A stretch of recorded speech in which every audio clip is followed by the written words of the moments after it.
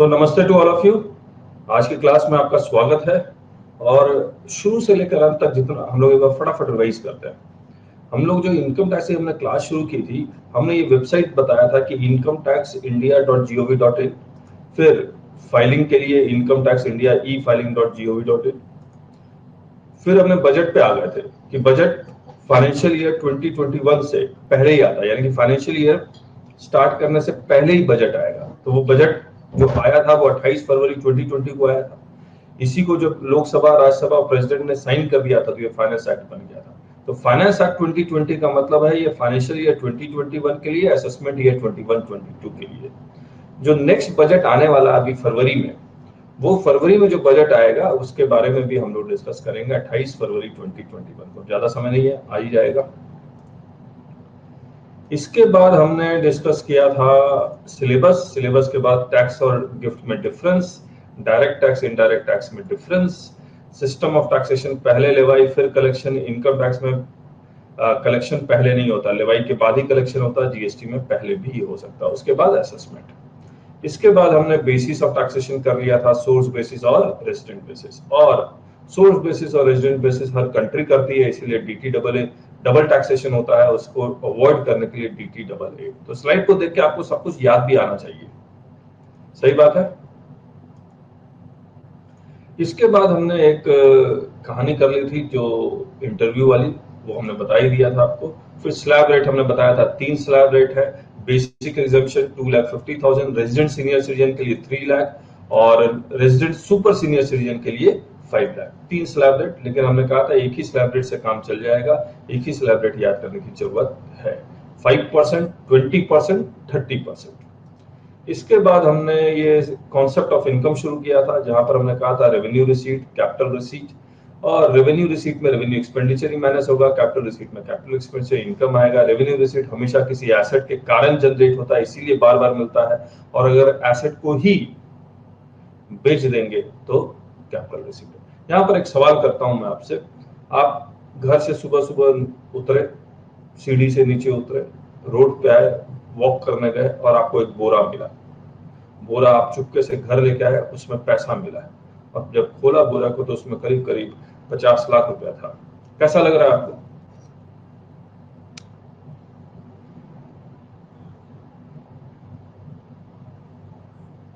अब ये 50 लाख रुपए पे टैक्स लगेगा नहीं लगेगा?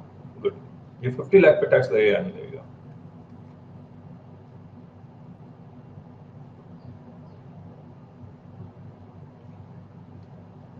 अब हिमांशु जी कह दिए टैक्सेबल है। देखिए, इफ डिपॉजिट, कितना इफ एंड बट लगा रहे हैं आप लोग। फिर भूल गए कि भैया टैक्सेबिलिटी तो तभी आएगी जब इनकम के डेफिनेशन में आएगा। और इनकम के डेफिनेशन में रेवेन्यू रिसीट तो हर हालत में आएगा, कैपिटल रिसीट को लिखा हुआ मिलना चाहिए।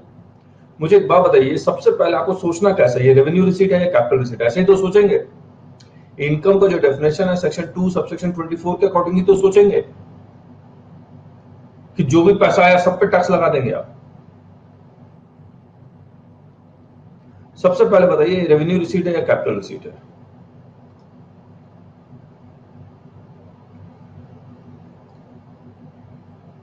कैपिटल रिसीट है। अब ये जो कैपिटल रिसीट है, क्या इनकम का डेफिनेशन सेक्शन 2 सबसेक्शन 24 में कहीं भी लिखा हुआ है?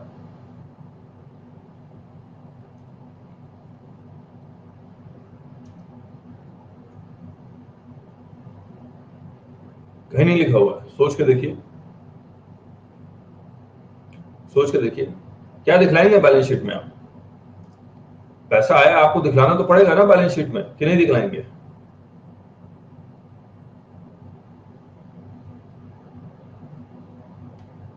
Gift, correct. अब गिफ्ट फ्रॉम रिलेटिव है या नॉन रिलेटिव है?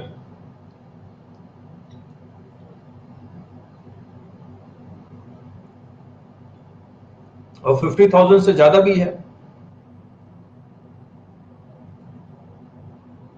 तो है तो कैपिटल रिसीट, लेकिन इस डेफिनेशन में फंस गया वो। सही बात है।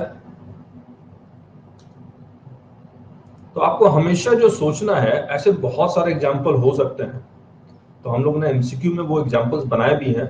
मैं चाहता हूं कि आप जो हमने आपको कॉन्सेप्ट बताया उसके अकॉर्डिंग आप सोच के उसका जवाब दें। करेक्ट है?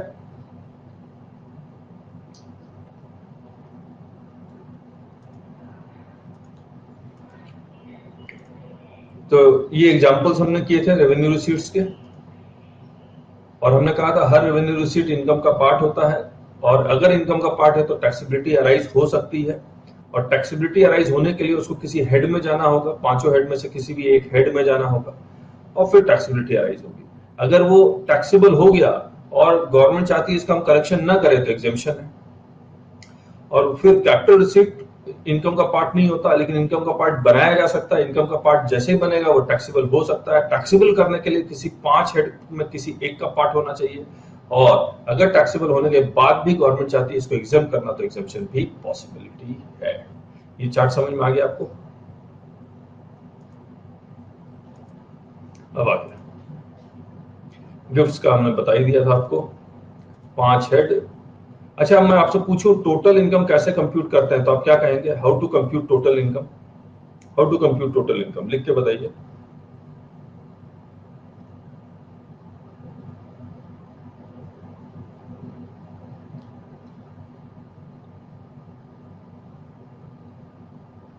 Add all the heads, then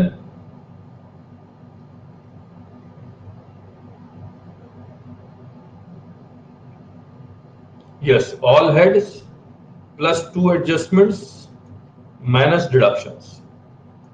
तो 5 plus 2 minus 1, 5 plus 2 minus 1, 5 plus 2 minus 1, correct है?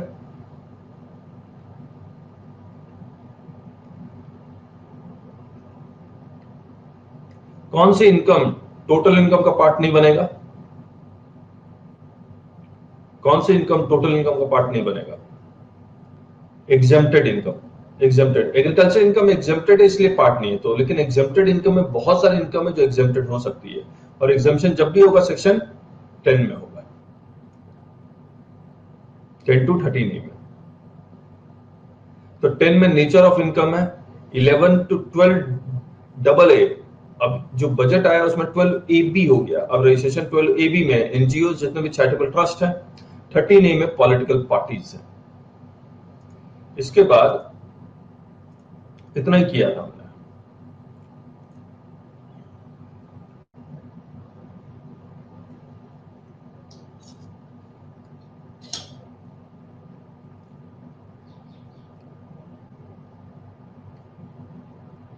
हम लोग स्टूडेंट से पेड़ बनवाते हैं, आपसे बनवाऊं?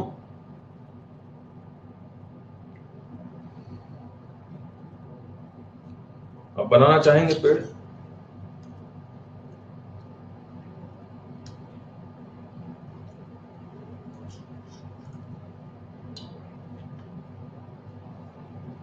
देखिए, बचपन में क्लास 1 2 जब हमने ड्राइंग सीखा था तो हमें पेड़ बनाना सिखाया गया था। तरह तरह के पेड़ होते हैं, लेकिन एक आदत सी हो गई थी कि जब भी मुझे कहा जाता था मैं इस तरह का पेड़ बनाता था। मुझे बाकी और दूसरा पेड़ बनाना आता ही नहीं था।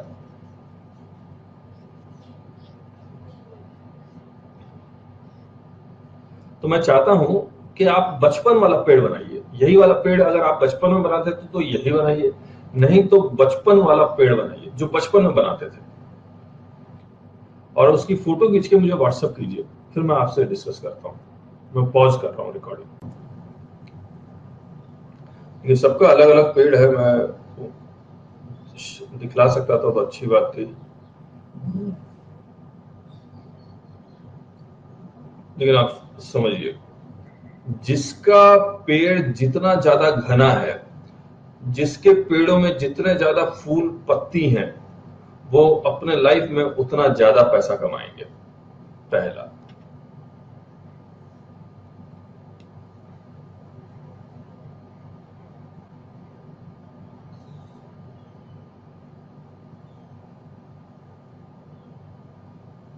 क्या लग रहा है?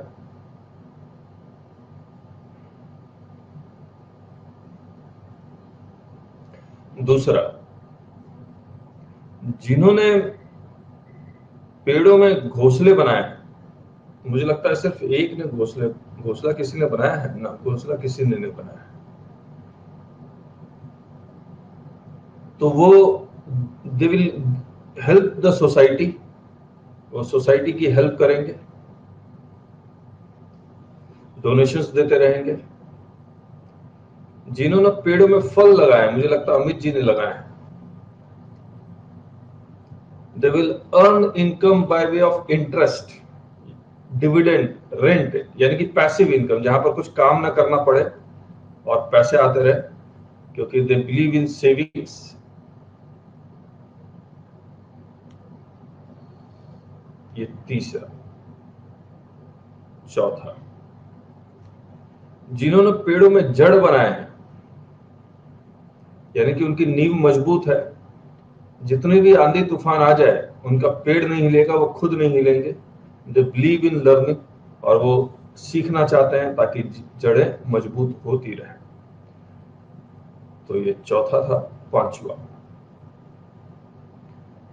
जिन्होंने केले का पेड़ बनाया है, और किसी ने नहीं बनाया केले का पेड़ मेरे अलावा, और इतने साल हो गए मुझे नहीं लगता केले का पेड़ कोई बनाता है। बहुत एक मुश्किल से एक या दो मुझे याद आता है किसी ने बनाया होगा।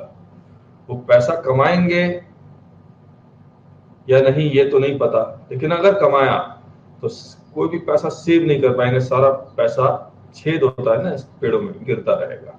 This is fifth.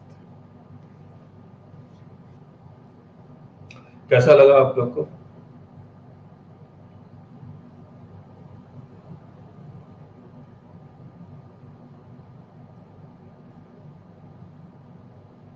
और ये मेरा इंटरप्रिटेशन नहीं है, याद रखिएगा।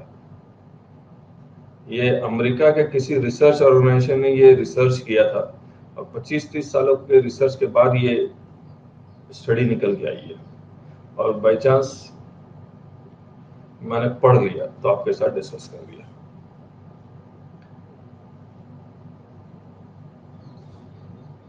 नई चीज है।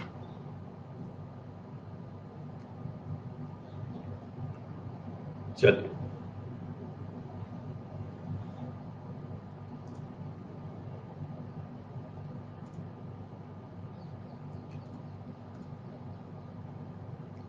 अब हम लोग करते हैं आपके साथ कुछ डेफिनेशंस है, प्रीवियस ईयर, असेसमेंट ईयर, ये सब का वो कर लेते हैं एकदम फटाफट। ये सब बहुत आसान है। मैं अगर आपसे पूछूं ईयर का मतलब क्या होता है, तो आप क्या कहेंगे? लिख के बताइए। ईयर का, अगर सिर्फ ईयर लिखा हुआ है पूरे एक्ट में, अगर सिर्फ ईयर लिखा हुआ है तो इसका मतलब क्या होता है? सिर्फ 12 मंथ्स, करेक्ट। फाइनेंशियल ईयर नहीं, ना ना ना, सिर्फ ईयर लिखा हुआ है तो इसका सिर्फ मतलब होता है 12 मंथ्स। दिवाली से दिवाली भी हो सकता है, होली से होली भी हो सकता है, 1 जून से अगला 31 मई तक भी हो सकता है, कुछ भी हो सकता है। It means 12 months. और पूरे एक्ट में कहीं भी, चाहे इनकम टैक्स एक्ट हो या जीएसटी हो, वो ईयर नहीं लिखते।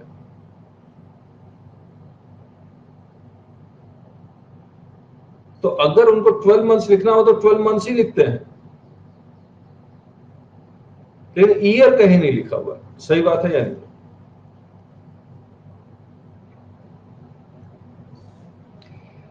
अब इस ईयर में मैं कैलेंडर ईयर जोड़ दूं, कैलेंडर वर्ड जोड़ दूं, तो अब ये क्या बन जाता है?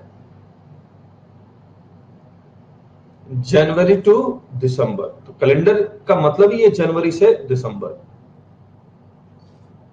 और अगर इस ईयर के पहले मैं फाइनेंशियल ईयर जोड़ दूं तो ये बन जाता अप्रैल टू मार्च।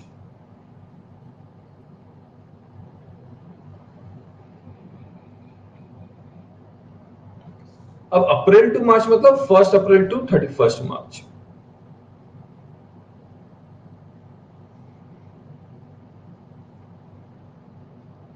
और ये फाइनेंशियल ईयर हर साल आता है।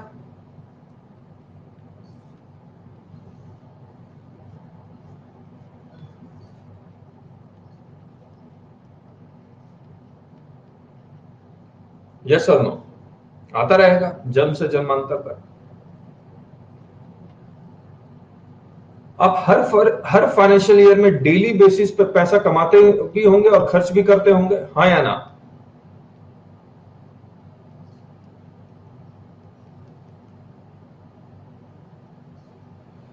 तो लेकिन अब अगर आप हर फाइनेंशियल ईयर में पैसा कमा भी रहे हैं और खर्च भी कर रहे हैं, तो क्या 1 अप्रैल से 31 मार्च के बीच में आपने कितना पैसा कमाया और कितना पैसा खर्च किया, उसका प्रॉफिट एंड लॉस अकाउंट बन सकता है या नहीं बन सकता है? ये प्रॉफिट एंड लॉस अकाउंट कब बन सकता है? इस फाइनेंशियल ईयर के एंड होने के बाद या पहले भी बन सकता है?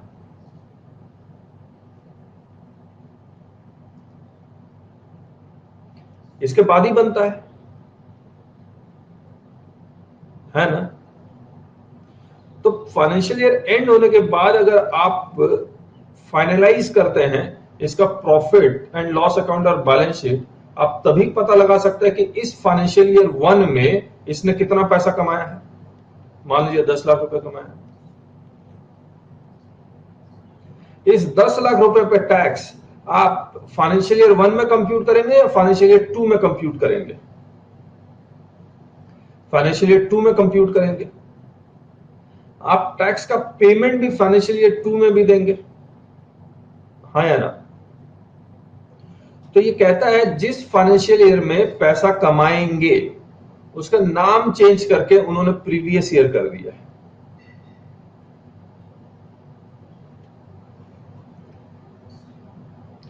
तो प्रीवियस ईयर क्या होता है? What do you mean by previous year? Previous year equal to, बताइए, previous year equal to financial year. क्या मैं previous year equal to calendar year लिख सकता हूं? नहीं लिख सकता। Previous year equal to financial year. अगर मैंने फाइनेंशियल ईयर लिख दिया तो कब से शुरू होगा? 1 अप्रैल से 31 मार्च खत्म होगा। लेकिन ये फाइनेंशियल ईयर तो बार बार आ रहा है, तो कौन सा फाइनेंशियल ईयर? कौन सा फाइनेंशियल ईयर?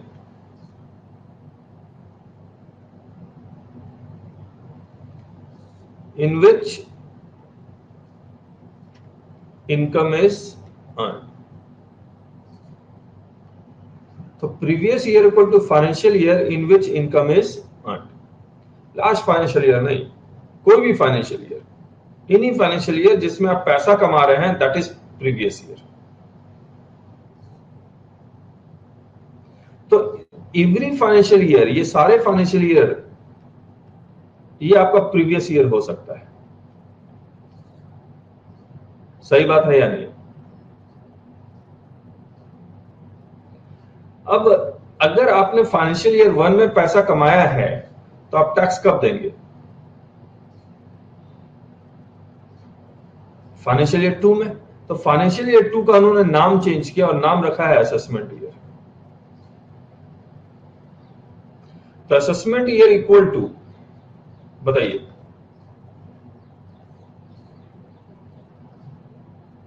Financial year. कौन सा financial year? In which tax is paid. In which tax is paid. तो फाइनेंशियल ईयर, ये फाइनेंशियल ईयर 3 प्रीवियस ईयर भी हो सकता है, असेसमेंट ईयर भी हो सकता है। यस और नो?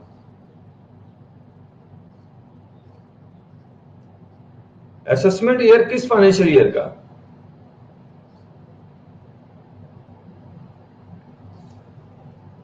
फाइनेंशियल ईयर 2 का। फाइनेंशियल ईयर 2 का। तो पहले प्रीवियस ईयर, इसके बाद असेसमेंट ईयर आएगा। इसीलिए कई जगह आप पढ़ते होंगे last financial year. Last financial year relative है। असेसमेंट ईयर के ठीक पहले जो फाइनेंशियल ईयर आता है उसको हम लोग प्रीवियस ईयर बोलते हैं। Let me repeat, assessment year से ठीक पहले जो फाइनेंशियल ईयर आता है उसको हम प्रीवियस ईयर कहते हैं। सही बात? तो इनकम टैक्स में कॉन्सेप्ट है प्रीवियस ईयर और असेसमेंट ईयर का। गवर्नमेंट हैज प्रपोज्ड कि ये अभी तो previous year equal to financial year, government wants that previous year should be calendar year.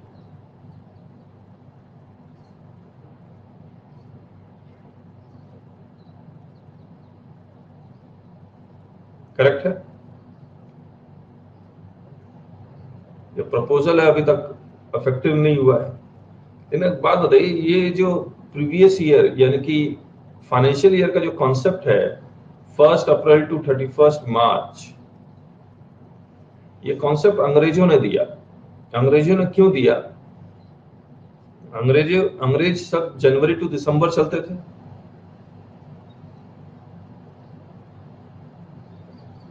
इनका न्यू ईयर, क्रिसमस सारा खराब हो रहा था इस पीरियड में। यस हिमांशु जी, करेक्ट। तो इन्होंने चेंज कर दिया। चेंज करने के बाद इसको अप्रैल टू मार्च कर दिया। अब हमारा होली दिवाली खराब हो रहा है।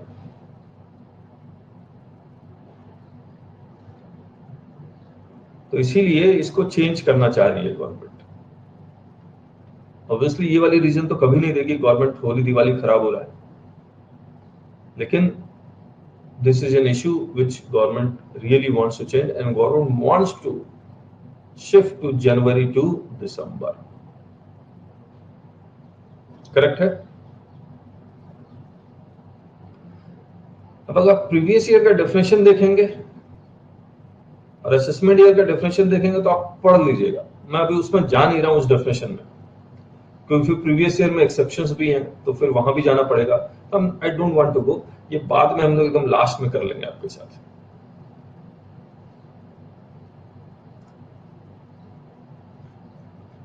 चलिए,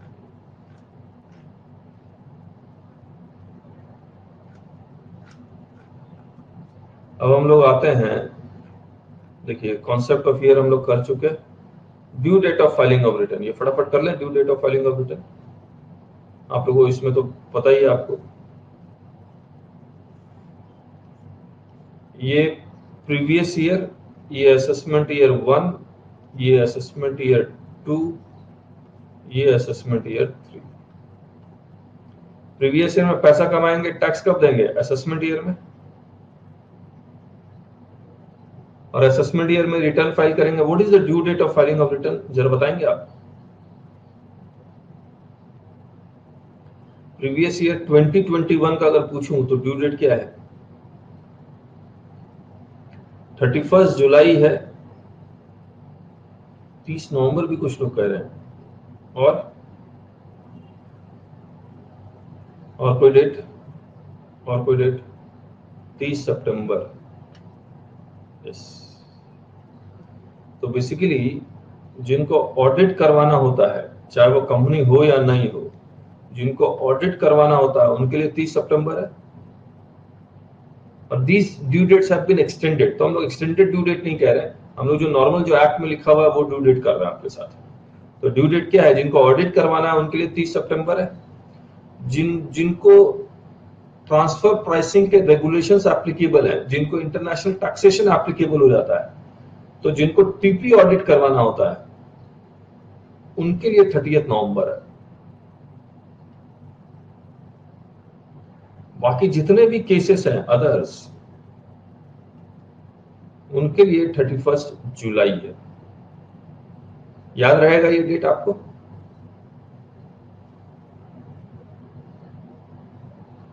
चलिए, जब नेक्स्ट ये जो फाइनेंस एक्ट 2020 आया था, उन्होंने इस डेट 30 सितंबर को, 30 सितंबर को 31 अक्टूबर कर दिया।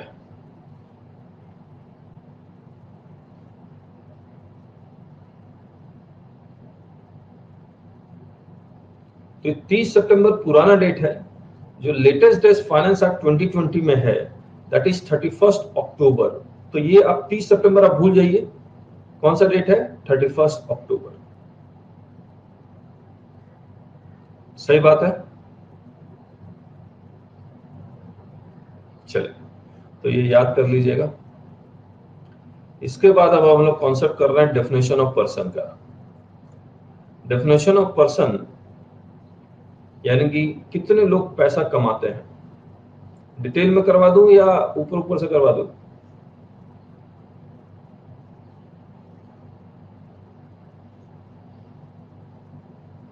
देखिए, there are 7 categories of person: individual, HUF, company, partnership firm, association of person या बॉडी ऑफ इंडिविजुअल्स, उसके बाद है लोकल अथॉरिटी और artificial juridical person.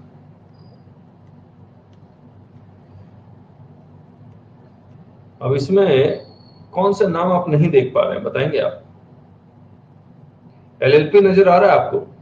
Limited liability partnership.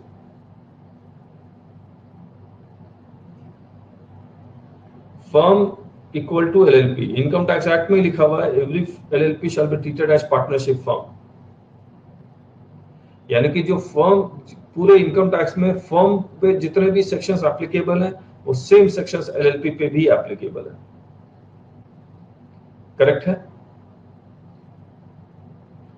इसमें गवर्नमेंट नजर आ रही है, सेंट्रल गवर्नमेंट या स्टेट गवर्नमेंट?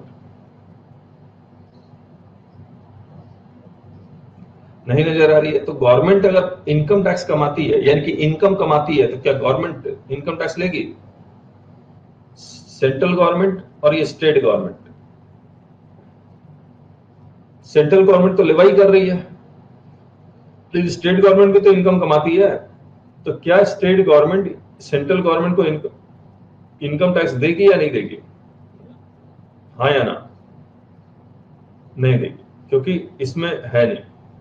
लेकिन स्टेट गवर्नमेंट अगर कोई सप्लाई करती है और जीएसटी लगाती है, क्या state government GST central government को देगी या नहीं देगी?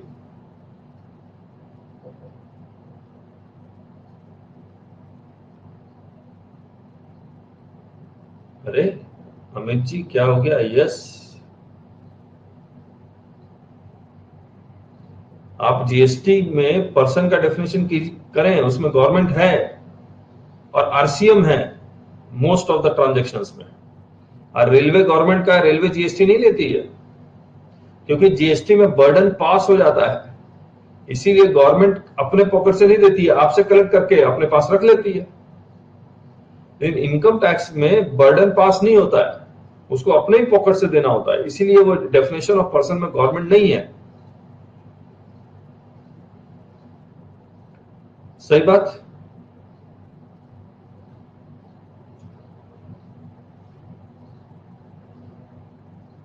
आगे, अच्छा, इंडिविजुअल का मतलब जिंदा आदमी या मरा हुआ आदमी?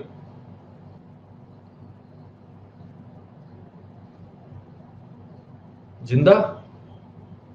माइनर चाइल्ड पर्सन है या नहीं है? माइनर चाइल्ड पर्सन है या नहीं है हिमांशु? अच्छा, माइनर चाइल्ड इंडिविजुअल ही नहीं है, मतलब new born baby is not an individual. कहां लिखा हमने individual not including minor child? Minor child is an individual. अब सवाल उठता यह है कि माइनर चाइल्ड अगर पैसा कमाता है तो क्या माइनर चाइल्ड से टैक्स ले पाएंगे? क्या माइनर चाइल्ड रिटर्न भर पाएगा? न्यू बॉर्न बेबी है मान लीजिए, नहीं, तो इसकी इनकम को हम लोग पेरेंट्स में क्लब करते हैं, इसीलिए हम क्लबिंग ऑफ इनकम का चैप्टर करेंगे आपके साथ। फादर या मदर जिसकी भी इनकम ज्यादा होगी उसमें ऐड कर देंगे। सही बात? माइनर चाइल्ड को अपनी कमाई हुई एक्टिंग करके पैसा कमा रहा है, तो उसकी खुद की इनकम है, तो वो क्लब नहीं होती है। तो माइनर चाइल्ड खुद रिटर्न ऑफ इनकम फाइल नहीं करता है, तो इसके गार्जियन फाइल करते हैं, तो guardian files on behalf of minor child.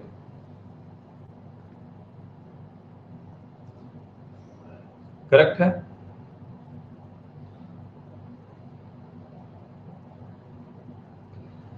अच्छा, कोई आदमी मर गया है,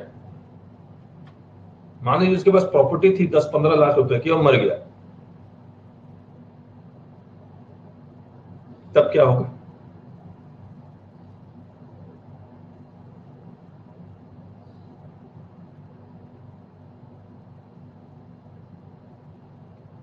लीगल हेयर्स, इस कॉन्सेप्ट पर अभी आते हैं, वो हम लोग एचयूएफ में करते हैं। रुकिए, हिंदू अनडिवाइडेड फैमिली।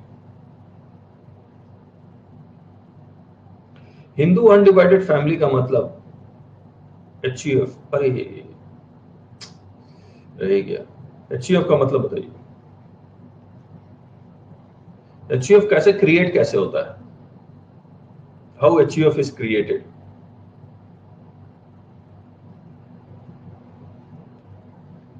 मान लीजिए ग्रैंडफादर, ग्रैंडमदर, इसके दो बेटे, सन 1, सन 2। नहीं Rajesh ji, house of head नहीं, इनकी सन 1, डॉटर 1, इनकी एक ही बेटी है, डॉटर 1। ठीक है। ग्रैंडफादर, ग्रैंडमदर, ग्रैंडमदर को एक बार किनारे करते हैं। ग्रैंडफादर जॉब करते हैं, जॉब से 25 लाख रुपीस कमाते हैं, और इनके पास प्रॉपर्टी भी है जो इन्होंने खुद के पैसे से खरीदी है। उस प्रॉपर्टी की वैल्यू है 1 करोड़ रुपया, और इससे रेंट भी आता है 10,000 या 1 लाख रुपया साल का। करेक्ट है। ये भी जॉब में है, ये बिजनेस कर रहे हैं, और ये सारे जो इनके बच्चे हैं ये सारे पढ़ाई कर रहे हैं, स्टूडेंट। आपको कहीं भी इसमें HUF नजर आ रहा है तो बता दीजिए। फैमिली तो है ही।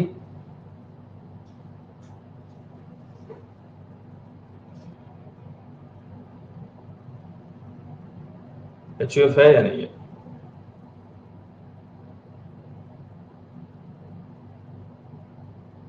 इनके पास भी प्रॉपर्टी है, इनके पास भी प्रॉपर्टी है 50 लाख की, इनके पास भी प्रॉपर्टी है 80 लाख की। कहीं भी HUF नजर आ रहा है? नहीं नजर आ रहा है। HUF कब नजर आएगा? HUF का क्रिएशन कब होता है?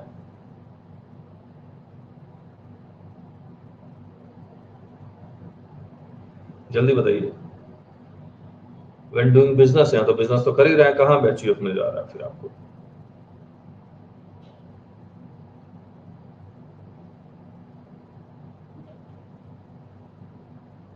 कहिए।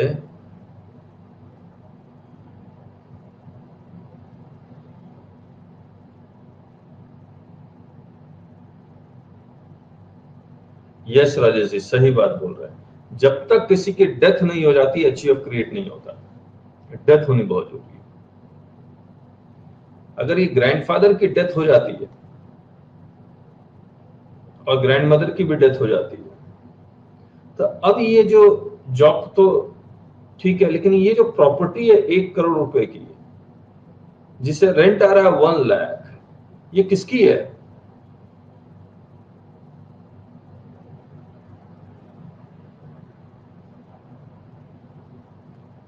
नहीं, ग्रैंडफादर की तो डेथ हो गई, अब किसकी है? सन 1, सन 2 की और सन 1 D1, ये इन सब की है।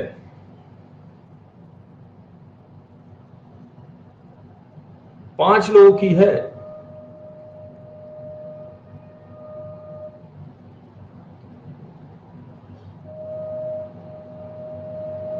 हिमांशु जी लॉ कर रहे हैं, राजेश जी लॉयर हैं।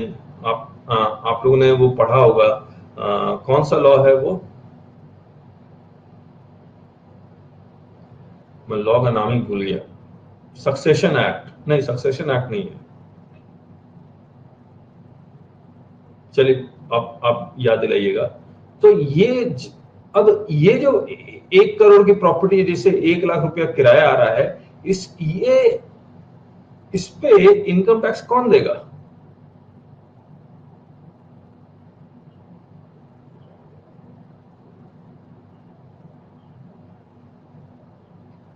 ये पांचों लोग मिलके देंगे,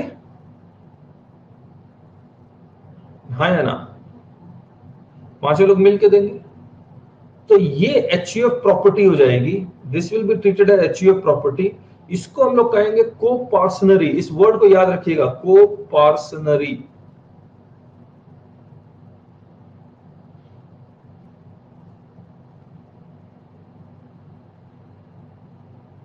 और ये दया भागा लॉ है, और दया भागा लॉ में ये कहता है कि सन्स और daughters can inherit the property only on the death of the father या मदर या ग्रैंडफादर या ग्रैंडमदर। उससे पहले पॉसिबल ही नहीं। Dayabhaga law. तो they get the right to inherit the ancestral property only on death, जिंदा रहते वो पार्टीशन नहीं मांग सकते। सही बात। नाम सुना है दया भागा लॉ का?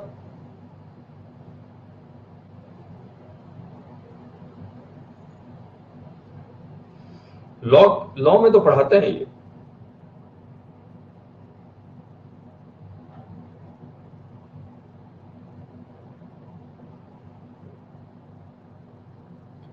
तो एक दया भागा लॉ है, एक मिताक्षरा लॉ है। आप दोनों को पढ़िएगा गूगल करके, अगर थोड़ा सा और डिटेल जानना है। मैं और नहीं जा रहा हूं।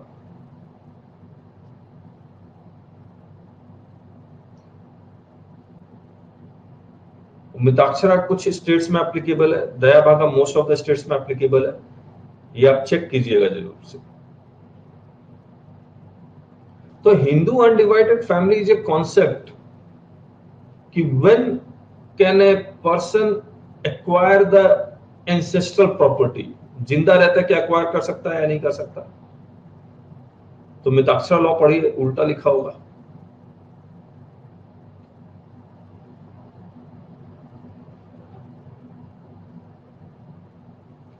करेक्ट है। अब मुझे एक बात बताइए, ग्रैंडफादर, अब देखिए मैं जो पॉइंट बताना चाह रहा हूं, financial year equal to previous year, job कर रहे थे और इनकी डेथ हुई है 1 दिसंबर को।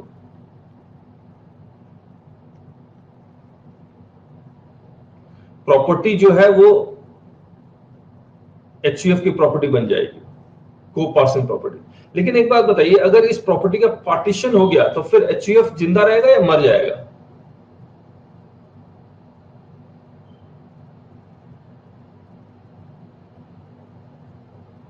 फिर मर जाएगा।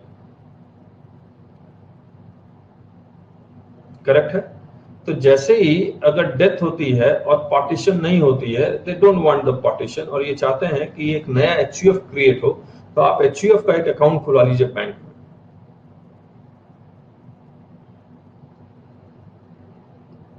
और जो भी इस प्रॉपर्टी से इनकम आ रही है वो इसी बैंक में जमा करवाइए, एचयूएफ के अकाउंट में। एकदम सेपरेट अकाउंट रखिए उसका। सही बात।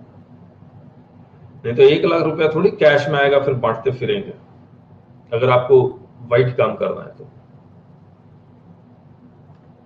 अब आइए, डेथ हो जाती है 1 दिसंबर को, डेथ हो जाती है तो जॉब में, यहां पर जॉब में मान लीजिए 20 लाख रुपया कमाया, इसके बाद तो सैलरी आएगी नहीं, इसका रिटर्न तो असेसमेंट ईयर में जाएगा ही जाएगा।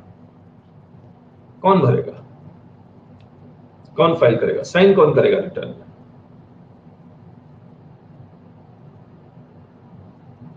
करता ये 20 लाख रुपया जॉब से आ रहा है, सैलरी से, और 1 दिसंबर को डेथ हो गई, ये एचयूएफ की प्रॉपर्टी थोड़ी है, ये तो उस ग्रैंडफादर की इनकम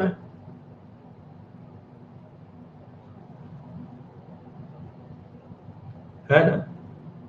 ये 20 लाख रुपया बैंक में जमा करवा दे तो वो फिर एचयूएफ का पैसा बन जाएगा, लेकिन फिलहाल 20 लाख रुपए पे एक इंडिविजुअल ने पैसा कमाया, उस पर टैक्स लगेगा या नहीं लगेगा? इस पे रिटर्न तो ग्रैंडफादर ही को साइन करना चाहिए था, जिंदा रहते तो वो साइन कर लेते। अब ग्रैंडफादर के बिहाफ पे इस 20 लाख रुपए पर टैक्स लगना है, इस कौन साइन करेगा? लीगल हेयर, बिल्कुल सही कहा, HEIR। सही बात।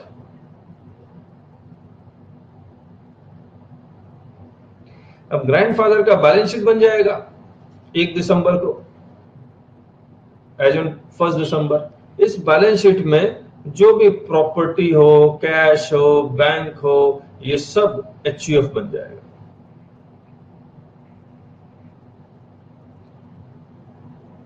सही बात है या नहीं है?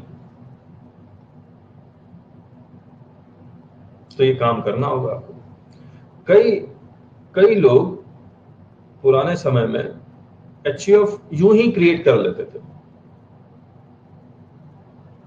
ऑन पेपर, और दिखला देते थे कि किसी की डेथ हो गई है, दादाजी को छोड़ के नहीं गए, लेकिन फिर भी एक एचयूएफ क्रिएट कर लेते थे कैश जमा करवा के, अपना ही कैश।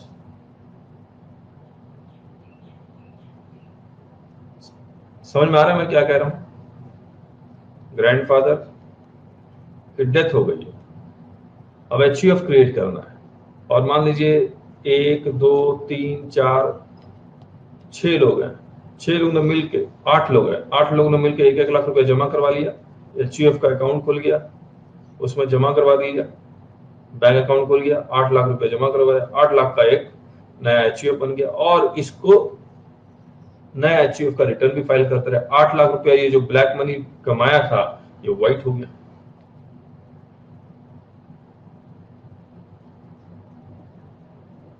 तो लोग पहले ऐसा करते थे, अब नहीं कर रहे, they are not doing so.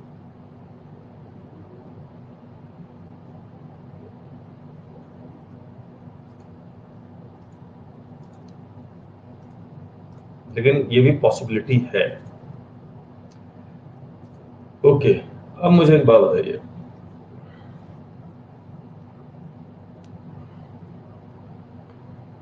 Individual हो गया, एचयूएफ कैसे क्रिएट होता है ये मैं बता ही चुका हूं। उसके बाद कौन है? कंपनी। बताइए मुझे, company Indian company foreign company दोनों हो सकती है? इनकम टैक्स एक्ट में पढ़ेंगे कई सेक्शंस में, वो सिर्फ कंपनी लिख रहे हैं।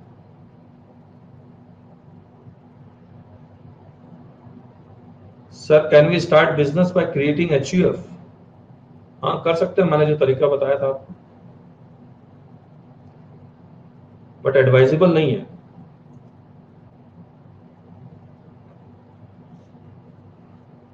अच्छा, single person can constitute HUF?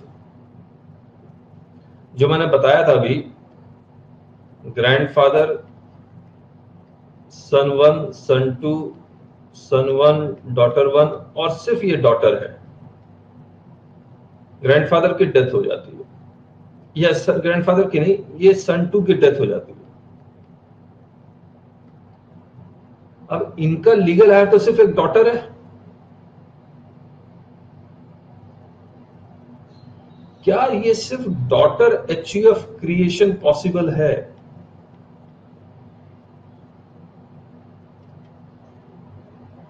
Single person, क्योंकि जैसे ही डेथ होगी सारा प्रॉपर्टी इनके नाम पे आ जाएगा।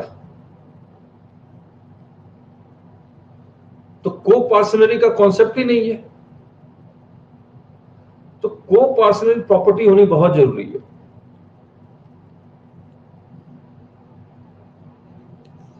सही बात है या नहीं है?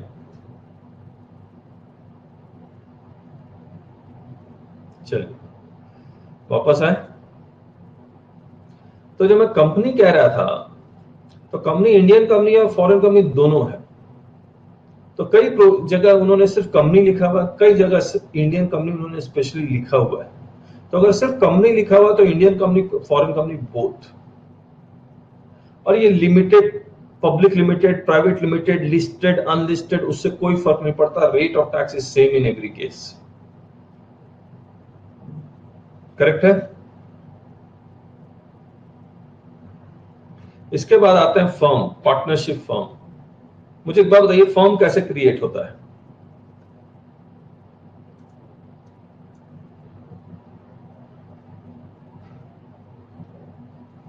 How do you create firm?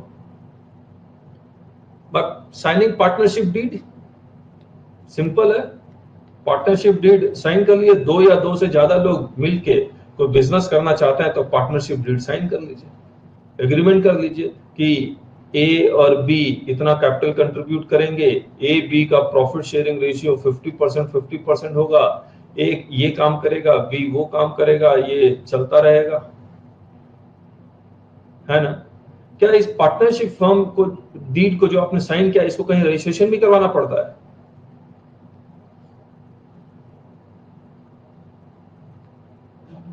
कहां रजिस्ट्रेशन करवाना पड़ता है?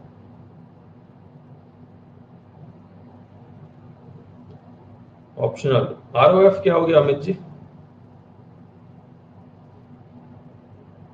ROF क्या, registry of firm, society register, society है कहाँ, रजिस्ट्रेशन ऑफ फर्म ये कहाँ है अमित जी, ये ऑफिस कौन सा है, रजिस्ट्रेशन ऑफ फर्म, ये तो हमने कहीं नहीं, रजिस्ट्रार ऑफिस किसका,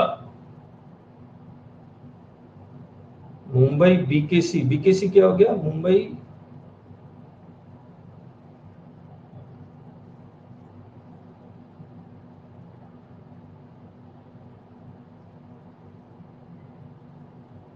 क्या, महाराष्ट्र ने कोई एक एक्ट पास किया हुआ है इसका, रजिस्ट्रेशन ऑफ फर्म जो खुला हुआ है, एक शॉप्स एंड एस्टेब्लिशमेंट एक्ट तो है जहां पर आप शॉप को registration, chits end fund, chits end fund का बिजनेस ही नहीं है, ना ये सोसाइटी है,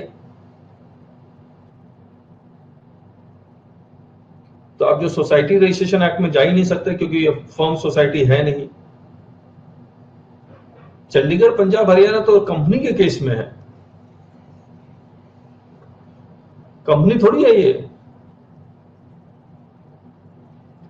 ROC registration of registrar of companies तो कंपनी के केस में जब आप कंपनी इनकॉर्पोरेट करवाते हैं, partnership firm is not a company.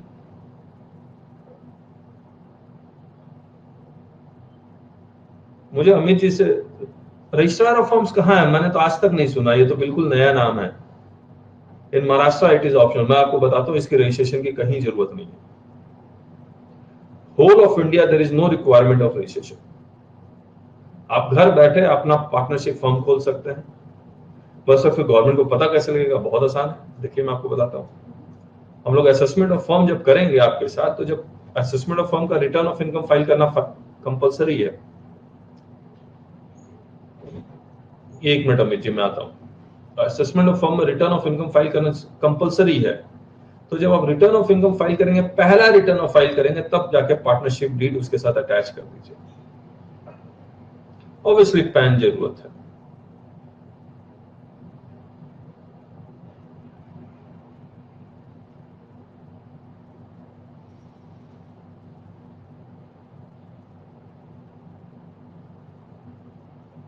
Registration of firm in Karnataka, अब देखिए मैं आपको फिर से बता रहा हूं,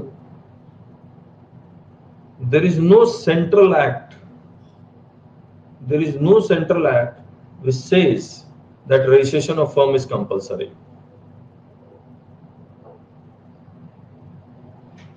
Now you are saying कि अभी राजेश जी आता हूं,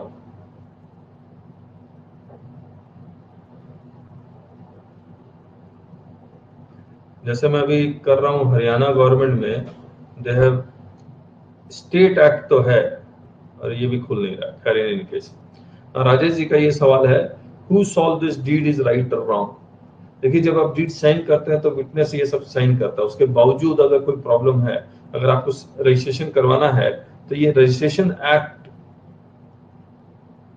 है 1908, वहां आप रजिस्ट्रेशन करवा सकते हैं, जैसे रेंट एग्रीमेंट 12 महीने या उससे ज्यादा का है, then you can get it registered under registration act 1908.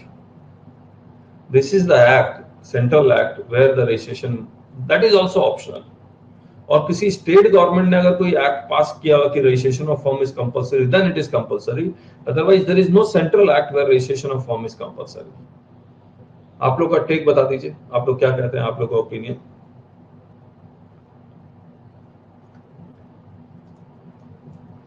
और राजेश जी आप जो कह रहे हो डीड सही है या गलत है, तो अगेन सिविल कोर्ट ही में जाना पड़ेगा, इसके लिए कोई स्पेशल ट्रिब्यूनल तो बनाया नहीं गया है।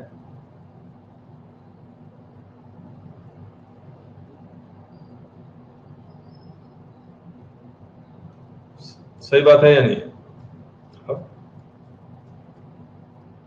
चलिए अब आगे करते हैं, तो इंडिविजुअल एचयूएफ कंपनी फर्म या एलएलपी, एओपी या बीओआई, हम लोग partnership deed chit and fund में रजिस्ट्रेशन करवाते हैं, फॉर बैंक लोन और subsidy purpose registration is must, मैं वही कह रहा हूं, they are all state act, state act में पॉसिबल है, सेंट्रल एक्ट नहीं है, सेंट्रल गवर्नमेंट ने कोई एक्ट नहीं पास किया कि रजिस्ट्रेशन कंपलसरी है। स्टेट एक्ट का मुझे आइडिया है नहीं। कोऑपरेटिव सोसाइटी में अभी आते हैं बदरीज में। AOP BOI, association of person या बॉडी ऑफ इंडिविजुअल्स। देखिए, joint venture between two companies, joint venture between two companies,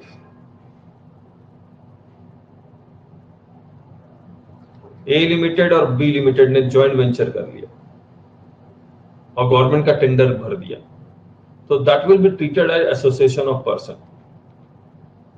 तो joint venture between two companies का एचयूएफ है, हाँ या ना? क्या पार्टनरशिप फर्म है? क्या कंपनी है? तो एओपी क्या है? जो एचयूएफ नहीं है, जो फर्म नहीं है, जो कंपनी नहीं है, वो एओपी है।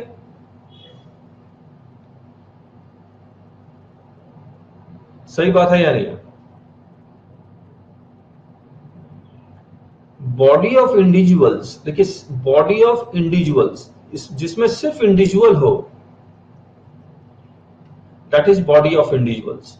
तो जितने भी सोसाइटीज हैं, कोऑपरेटिव सोसाइटीज हैं, एनजीओज हैं, they are all body of individuals.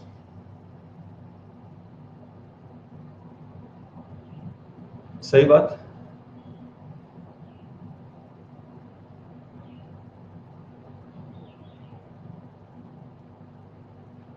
इसके बाद है लोकल अथॉरिटी।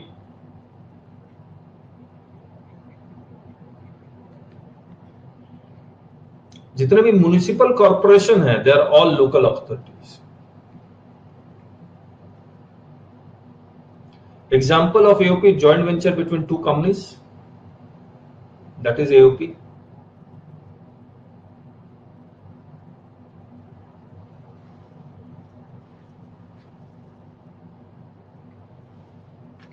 देखिए कई बिजनेस, देखिए मैं आपको बताता हूं और थोड़ा सा डीप चलते हैं।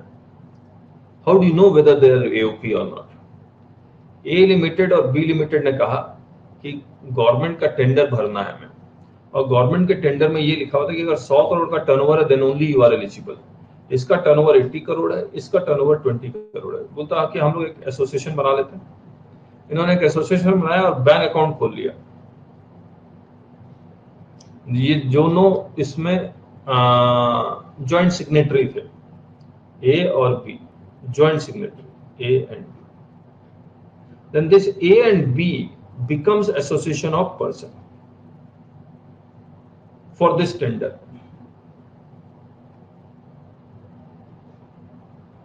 तो A and B both मिलके, अब इनसे अगर हम पूछेंगे कि भैया आप एचयूएफ नहीं हो, पार्टनरशिप फर्म हो, तो भैया फर्म का डीड दिखला दो, तो फर्म मान लेंगे हम आपको। कंपनी फॉर्म किया नहीं आपने, जिसमें A limited and B limited becomes the shareholders, तो देयरफॉर दे बिकम एओपी। तो एओपी जनरली ऑपरेट होता है by opening a joint bank account. सही बात।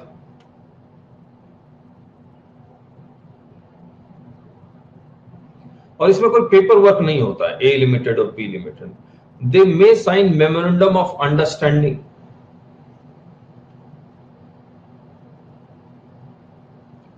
but they will operate through bank account. Correct? Okay. अच्छा, एक और बात समझते हैं। मान लीजिए ए बी ने मिलकर एक पार्टनरशिप फर्म खोला, कितने पर्सन नजर आ रहे हैं आपको?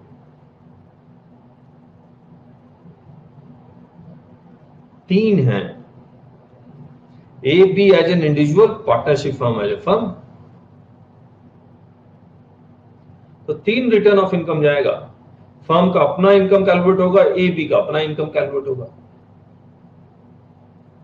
सही बात। तो हम लोग जब असेसमेंट ऑफ फर्म में करेंगे आपके साथ कि फर्म इनको रेम्यूनरेशन देगा, फर्म इनको इंटरेस्ट देगा, तो रेम्यूनरेशन और इंटरेस्ट फर्म के हैंड में माइनस हो जाएगा, इनके हैंड में प्लस हो जाएगा। किसी के लिए खर्च तो किसी के लिए इनकम, यहां माइनस यहां प्लस।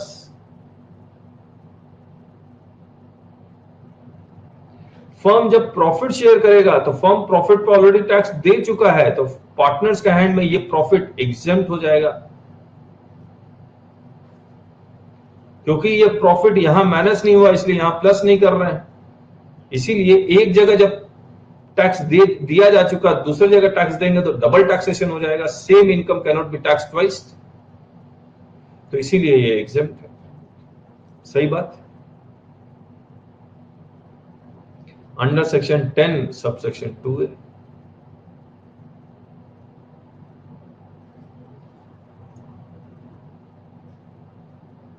अब आइए, मुझे एक बात बताइए,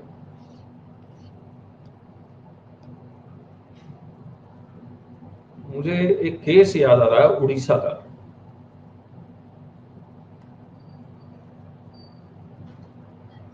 उड़ीसा में एक बंदे ने क्या किया, उनकी जितनी भी प्रॉपर्टी थी, उनके घर में एक मंदिर था जहां लक्ष्मी जी बैठाई हुई थी उन्होंने,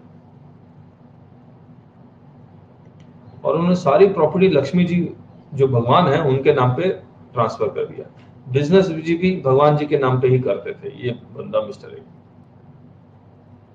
इनकम टैक्स वाले आए, बोला भैया टैक्स, बोला लक्ष्मी जी के सामने दिखाया, बोला बैठी हुई है ले लो। बताइए भगवान जी से टैक्स मांग सकते हैं या नहीं मांग सकते?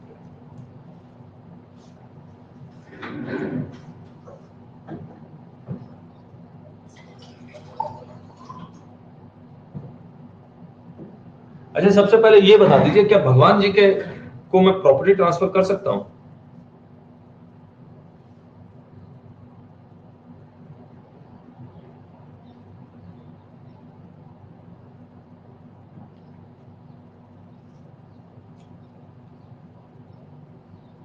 जो गंगा नदी है, जो पूजनीय है, क्या वो केस फाइल कर सकती है कि मुझे गंदा किया जा रहा है, मुझे साफ करवाओ?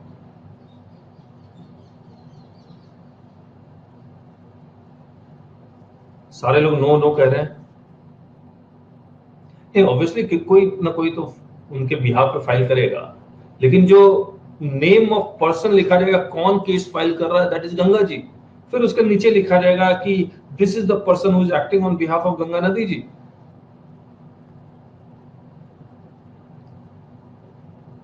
लेकिन can Ganga ji file case in her own name कि मुझे गंदा किया जा रहा है, मुझे साफ करो?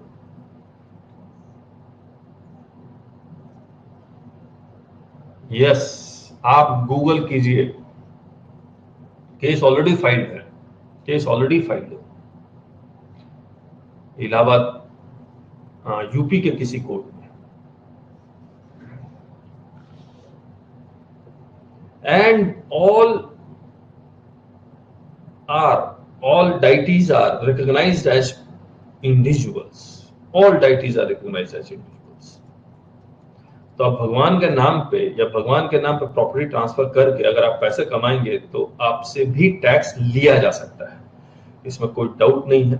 अब सवाल ये उठता है, पर्सन के डेफिनेशन में हमें लिखना पड़ेगा, जब तक पर्सन बनेगा नहीं तब तक टैक्स लेंगे कैसे? सही बात है या नहीं है? क्या डाइटीज को इंडिविजुअल, एचयूएफ, कंपनी, फर्म,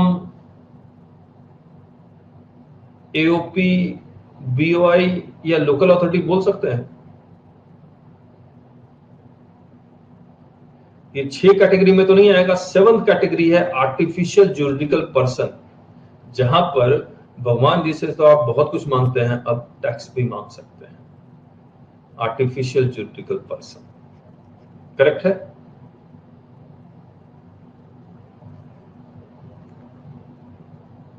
बताइए यूनिवर्सिटीज किस कैटेगरी में आएगी? यूनिवर्सिटीज किस कैटेगरी में आएगी? जितने भी यूनिवर्सिटीज हैं वो किस कैटेगरी में आएगी? Individual, HUF, company, firm, AOP, BOI, local authority या फिर आर्टिफिशियल जुरिडिकल पर्सन? किस में आएगी? ये आर्टिफिशियल जुरिडिकल पर्सन में आएगी। सही बात। तो जिसका कोई नहीं उसका एजेपी है।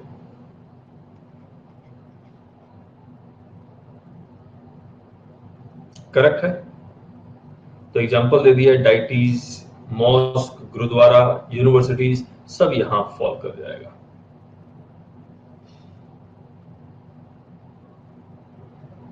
अगर आप ट्रस्ट के नाम पे चला रहे हैं तो यहां फॉल कर जाएगा।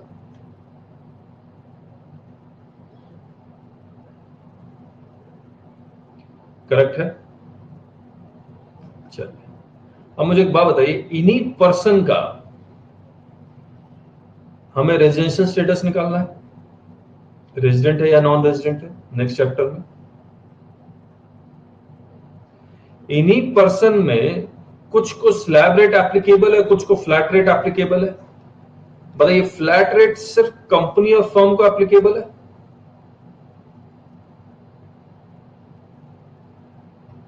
बाकी सभी को स्लैब रेट एप्लीकेबल है, हाँ या ना?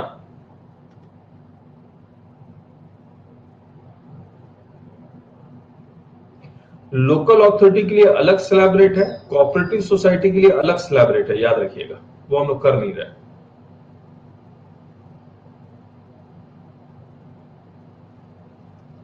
तो this was definition of person. कोई डाउट है तो पूछिए।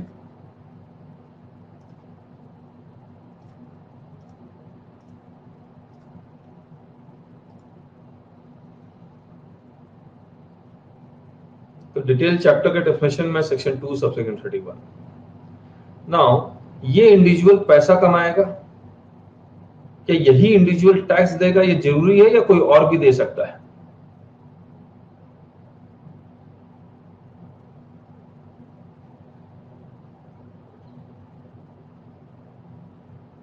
जैसे माइनर चाइल्ड है और माइनर चाइल्ड खुद की इनकम कमा रहा है एक्टिंग करके या किसी स्किल से, सॉफ्टवेयर डेवलप करके, तो उसका रिटर्न उसके पेरेंट्स फाइल करेंगे। तो minor child is a person but not an SSC. मैं आपको एक बार फिर से ये एग्जांपल बताना बहुत जरूरी है, रिपीट कर देता हूं। देखिए, माइनर चाइल्ड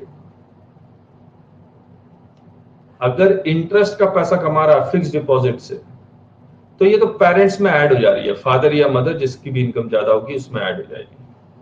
फिर माइनर चाइल्ड की रिटर्न ऑफ इनकम अलग से नहीं जाएगी क्योंकि क्लब हो गई है। सही बात है।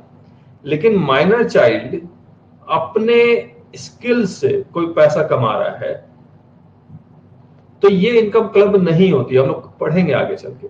जब ये इनकम क्लब नहीं होगी तो फादर की इनकम में क्लब नहीं होगी, मदर की इनकम में क्लब नहीं होगी, इनके रिटर्न अलग से जाएगी, माइनर चाइल्ड की भी रिटर्न जाएगी। करेक्ट है? लेकिन साइन कौन करेगा, फादर या मदर। तो minor child is a person, since he is not signing, he is not capable to sign, therefore he is not an SSC, not an SSC. So who is an SSC? SSC means a person who pays tax. SSC is a person who pays tax.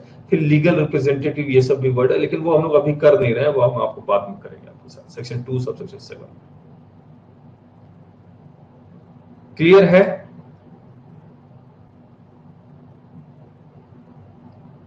ये आप कर लीजिएगा। P1 income का definition हम लोग कर ही चुके हैं आपके साथ।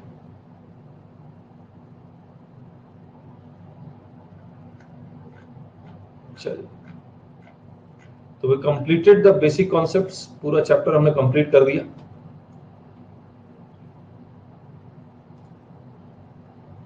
Now can we start MCQ?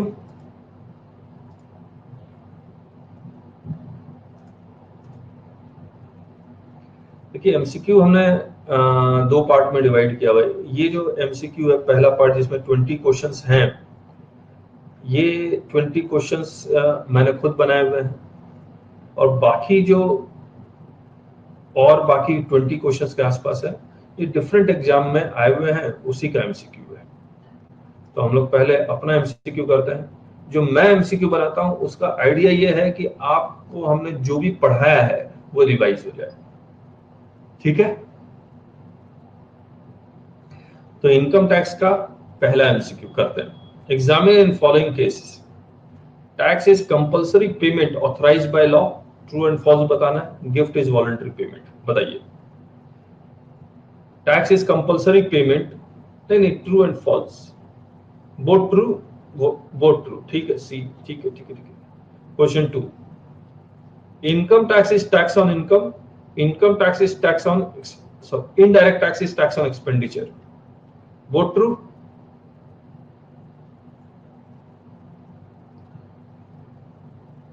In income tax, collection is possible before levy, true or false?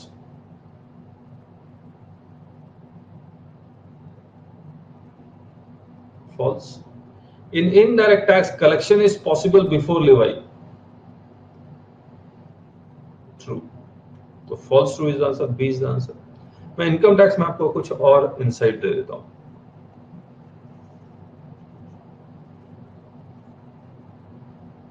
Previous year, assessment year, Levi कब होगा? जब आप पैसा कमाएंगे, तो पैसा तो आप डेली बेसिस पे कमा रहे हैं, किसी दिन लॉस भी हो रहा होगा,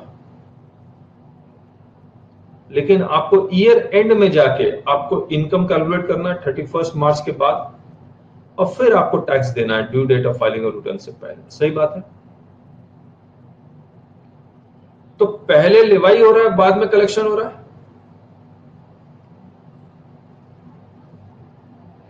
क्या इनकम टैक्स एक्ट ये कह सकता है कि आप प्रीवियस ईयर में पैसे जो कमा रहे हैं उस पर धीरे धीरे थोड़ा थोड़ा टैक्स हमें देते रहो, बाय वे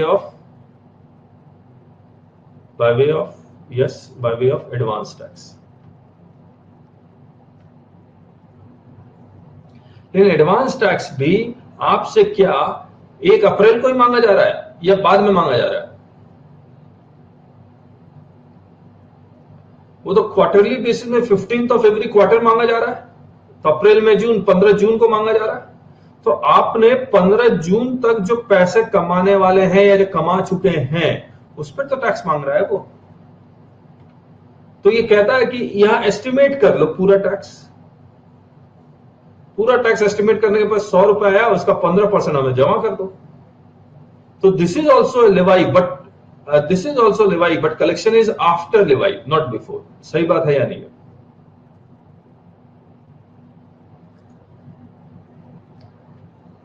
तो income tax collection is possible before levy, false, not possible. Collection तब आफ्टर लेवाई ही पॉसिबल है।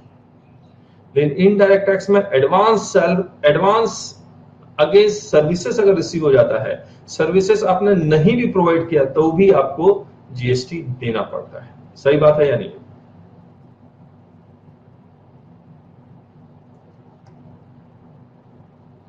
Examine. Source basis is secondary basis of taxation. True or false?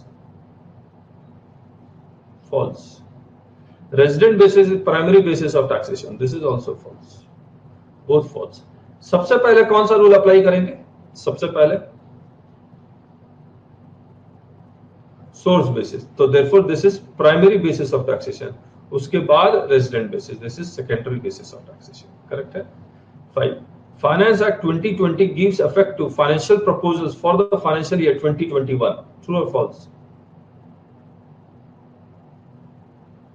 True. Total income is that income on which tax is computed. True or false? True. तो both true हो गया। Examine in following cases. Indian income is taxable in India on resident basis.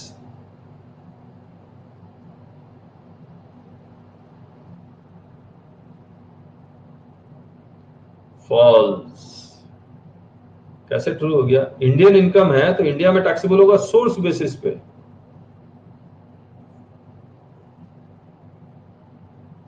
Foreign income is taxable in India on source basis.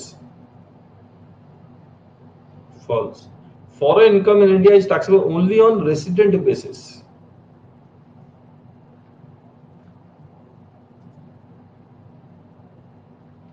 Examine following case. For computation of tax slab, comma, slab rate is applicable to, मैंने इसको ठीक किया था, to individual HUF, AOP, BOI and AJP. True or false?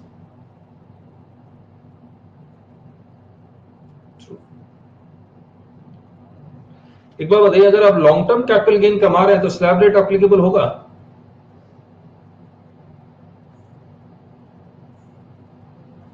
नहीं होगा, इस पे flat rate लगता है, याद रखिएगा 10% या 20%, और हमने आपको रीजनिंग बताई थी आपको।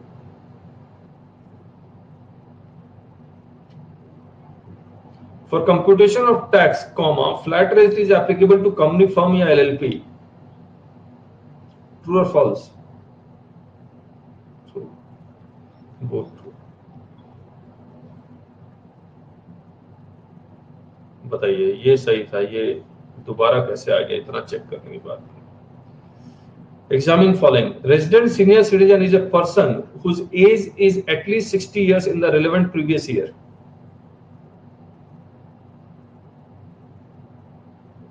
True. Resident super senior citizen is a person whose age is at least 80 years in the relevant previous year. True. याद रखिएगा 60 years होना काफी नहीं है, रेजिडेंट भी होना काफी है, रेजिडेंट भी होना चाहिए। 80 years होना काफी नहीं है, रेजिडेंट भी होना चाहिए। करेक्ट है? तभी आपको बेनिफिट मिलेगा स्लैब रेट का और बाकी जितने भी बेनिफिट्स जो हम लोग 60 इयर्स या 80 इयर्स को देते हैं। नॉन रेजिडेंट 60 इयर्स को नहीं देते, नॉन रेजिडेंट 80 इयर्स को नहीं देते। वो true, correct. Question 10, basic exemption up to 2.5 lakh is applicable to non resident senior citizen, true और फॉल्स? फॉल्स। Why false? क्योंकि नॉन रेजिडेंट है, रेजिडेंट होना चाहिए। Basic exemption of up to 5 lakh is applicable to resident super senior citizen, true, false true, B is the answer. Mr. X resident, comma, bracket, age 90 years, having an income of 1545 to 50 shall pay tax, fill in the blanks. Let us solve it. 1545 to 50, पहले इसमें कैसे करेंगे? 10 lakh minus करेंगे तो आएगा 545250। इसमें मैं 30% calculate करूंगा तो कितना आएगा? 163575, इतना ही आएगा। और 1 लाख प्लस करना है,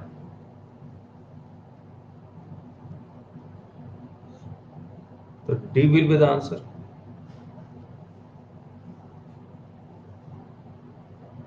सही बात है या नहीं? या 1,12,500 प्लस करके 12,500 माइनस कर दीजिए, तो हमने डायरेक्ट 1 लाख प्लस कर दिया। तो जिन्होंने सिर्फ ए कहा था प्लस करना भूल गए, जिन्होंने, है ना, कुछ लोगों ने डायरेक्ट 30% निकाला होगा तो गलत आ गया होगा।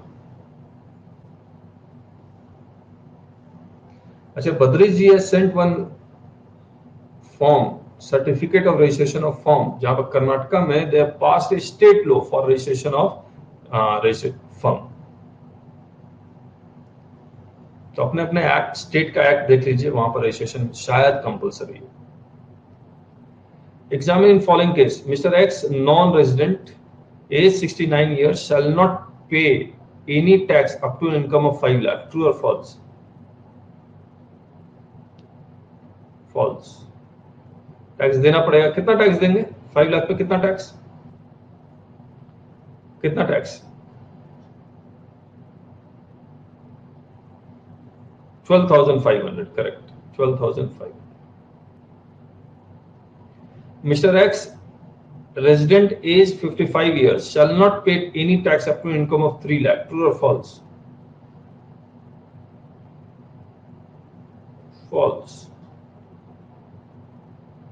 एज 55 है, 60 इयर्स होता तब ना, कितना टैक्स देंगे इस पे? 2500। याद रखिएगा, लेकिन 87A भी है, 87A में अगर फॉल कर जाता तो जीरो हो जाता, तो ये जीरो हो जाता, लेकिन फिलहाल दोनों फॉल्स। अभी हम लोग जितना पढ़े हैं उसके अकॉर्डिंग। Match the following. आपको रेवेन्यू रिसीट और कैपिटल रिसीट बताना है। Fruits from trees, revenue receipt या capital receipt? Revenue receipt A आ जाएगा। Sale of patent, revenue receipt या capital receipt? Capital receipt B आ जाएगा। Contribution to share capital, capital receipt. Sale of current assets, sale of current assets, revenue receipt. Investment, sale of investment capital receipt है ना, current assets तो revenue receipt है। Current assets क्या होता है? जो आप खरीदते हैं और फिर बेचते हैं। तो answer is A B B A, A B B A is the answer, correct है।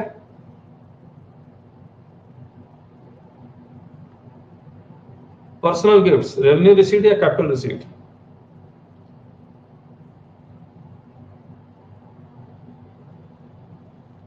कैपिटल रिसीट, तो बी आ जाएगा।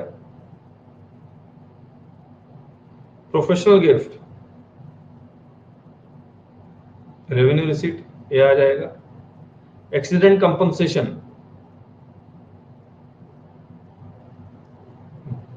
कैपिटल रिसीट, बी आ जाएगा।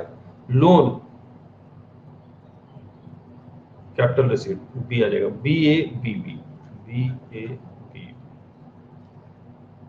B A B, C is the answer.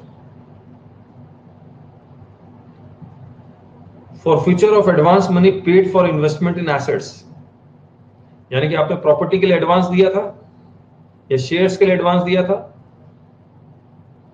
जिसको हम लोग प्रॉपर्टी में बयाना कहते हैं। आप सेल मेटलाइज नहीं हुई, बयाना जब्त कर लिया गया, कैपिटल रिसीट। इन्वेस्टमेंट इन एसेट्स, ये बी है। For future of tender money,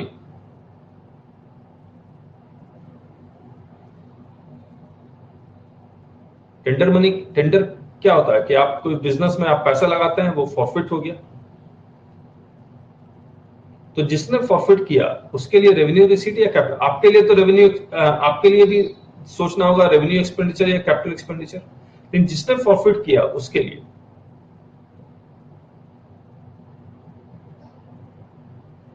revenue receipt, correct, correct, A. Capital receipt कैसे होगा?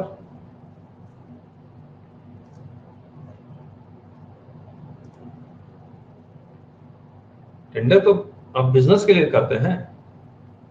Extra money receive for providing excellent services,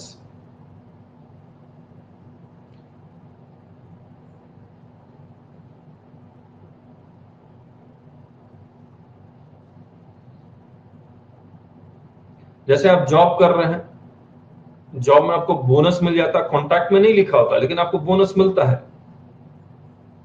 आप हॉस्पिटल में गए, डॉक्टर से इलाज करवाया, फीस आपकी 1 लाख थी लेकिन आपने खुशी से 150,000 एक्स्ट्रा दिया है। आप कोई सामान बेच रहे हैं, बिल में लिखा हुआ था 1,000 रुपए और आपको कस्टमर गलती से 1,200 रुपए देके चला जाता है, तो क्या है ये? रेवेन्यू रिसीट है, करेक्ट। डोनेशंस,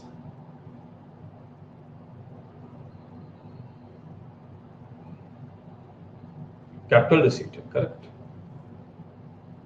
तो B A A B, B B A, D is the answer.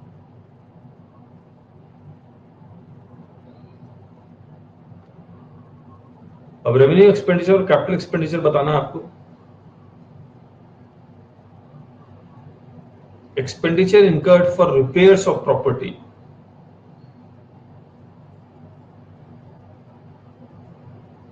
Property का आपने रिपेयर करवाया, प्रॉपर्टी खरीदा नहीं है, प्रॉपर्टी का रिपेयर करवाया, revenue expenditure. Expenditure incurred for maintenance of source of income, तो रेवेन्यू एक्सपेंडिचर, गलती मत कीजिए। परचेज ऑफ एसेट, इन्वेस्टमेंट में आप लिख रहे हैं, बैलेंस शीट के इन्वेस्टमेंट में दिखला रहे हैं, कैपिटल एक्सपेंडिचर, ये बी है। Purchase of current assets, revenue expenditure है। Payment of GST, payment of GST, revenue expenditure, correct. A B double A B is the answer, correct, A B double ए।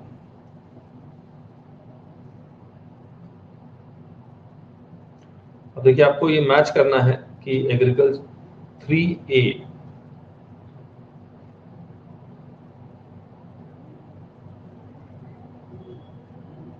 हाँ 3A, ठीक, तो A B ए। अच्छा, आप इसका answer बता रहे हो, ओके ओके, 17 का। ऐसे एक एक करके एग्रीकल्चर इनकम बताइए, एग्जेम्प्ट है, डिडक्शन मिलता है, या नॉट टैक्सेबल या टैक्सेबल है? एग्जेम्प्ट है, तो 1 का बी आएगा। गिफ्ट्स फ्रॉम रिलेटिव,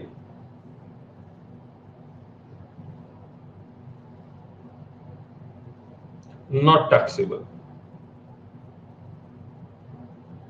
क्योंकि कैपिटल रिसीट है और ये इनकम का पार्ट नहीं हुआ, तो नॉट टैक्सेबल है। एक्सीडेंट कंपनसेशन, ये भी सी आएगा, ये भी नॉट टैक्सेबल है। सेविंग इन पीपीएफ, ये आएगा, डिडक्शन मिलता है इसका, B double C A, B double C A, D is the answer, correct. ये बताइए, earning by rendering of services किस हेड की इनकम है? Under which head?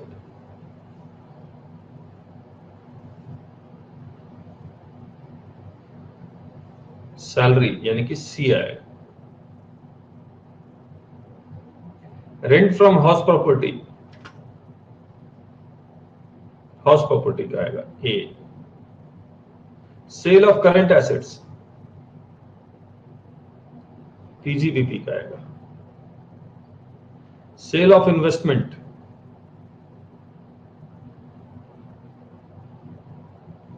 Capital gain का आएगा, C A D B, C A D, A is the answer. Match the following. Section 17 किस chapter का है?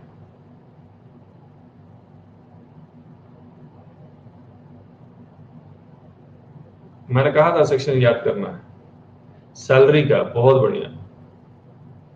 27, सेक्शन 27 हाउस प्रॉपर्टी का, excellent. Section 37, सारे लोग जवाब दें, सेक्शन 37 पीजीबीपी का है, बहुत बढ़िया। 47 कैपिटल गेन, 47 कैपिटल गेन का, ये गड़बड़ लिख देगा। 27 ए है, हाउस प्रॉपर्टी का, C A D B, C A is answer. ये बताइए, सेक्शन 64 किस चैप्टर का है?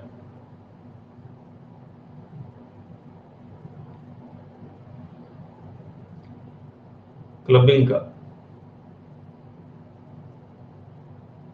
72,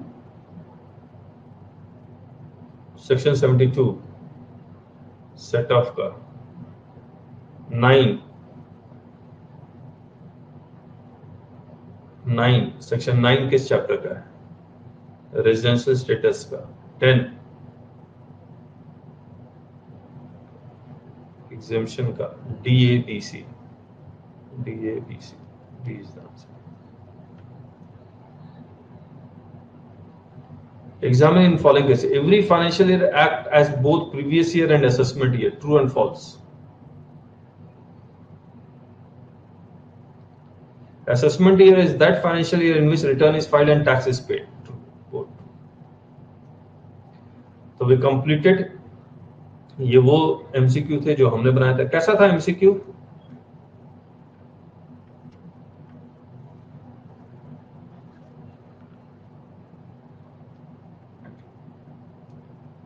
thank you, thank you, thank you. चलिए अब ये एमसीक्यू, अब देखिए एमसीक्यू ऑब्जेक्टिव में फिर से बता दूं कि ये रिवाइज करना, और उम्मीद है कि इस एमसीक्यू से आपका रिवीजन हो गया होगा। अब ये एमसीक्यू डिफरेंट पास्ट एग्जाम्स में आए हैं, और कंपनी सेक्रेटरी का एग्जाम 100% एमसीक्यू हो गया है। आईपीसीसी में जो सीए इंटर का एग्जाम होता है उसमें कुछ मार्क्स 15 मार्क्स का शायद एमसीक्यू और बाकी सारा सब्जेक्टिव है। और एग्जाम में जो भी एमसीक्यू सीए वाले पूछ रहे हैं वो पेपर लेके नहीं आने देते बाहर, इसलिए पता नहीं है हमें, लेकिन कंपनी सेक्रेटरी का हमें पता है। सीएमए इंटर में भी एमसीक्यू बहुत आते हैं और वो शुरू से आते हैं। एमसीक्यू से क्या होता है कि बहुत माइन्यूट पॉइंट भी हम लोग हाईलाइट कर सकते हैं। सब्जेक्टिव में तो हम लोग एक लिखेंगे what is the definition of income, उसमें आप कुछ एग्जांपल्स देंगे, कुछ नहीं देंगे, लेकिन वो एग्जांपल्स एक्चुअली में आपको समझ में आए या नहीं आए वो एमसीक्यू से ही पता लगेगा कि आप फिट बैक कर पाते हैं या नहीं कर पाते। इसलिए MCQ are most important for the examination. Now ये अब पढ़ते हैं आपके साथ। The central government has been empowered by entry number dash of the Union List of Schedule 7 of the Constitution of India to levy tax on income other than agricultural income. C capital. Entry number 84. बाकी लोग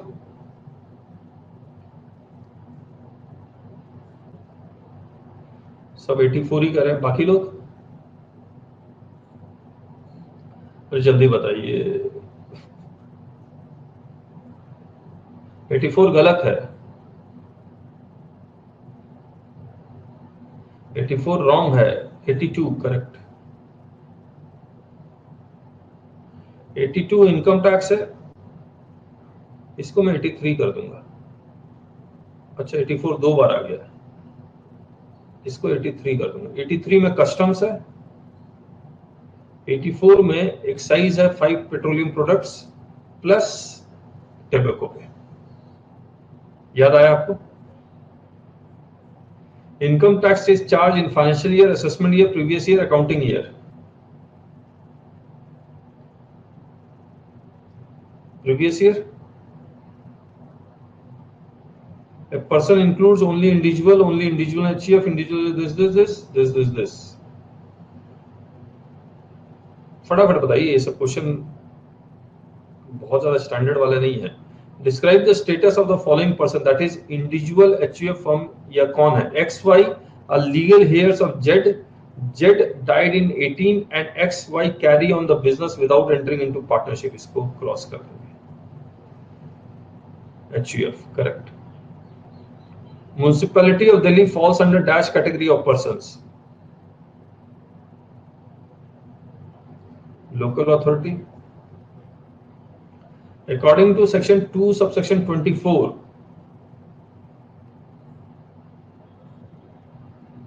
definition of income is inclusive, exhaustive, both inclusive, exhaustive, none of the above.